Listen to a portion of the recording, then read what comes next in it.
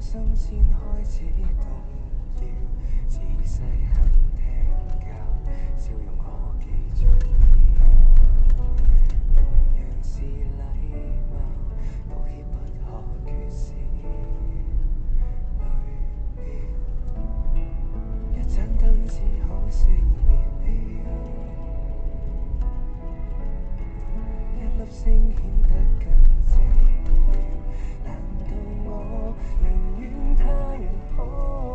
最後連想講出感覺，亦怕很無聊，存在亦變得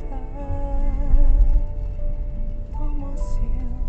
誰會喜歡聽我吐苦水？情敵如何爭取？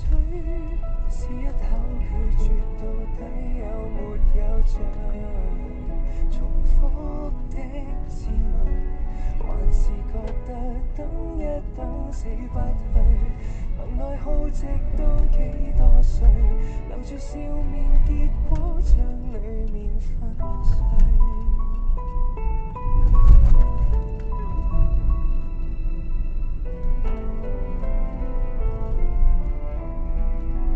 還在怪原生家庭悶得很，我未能圈出界線，可怎麼不忿？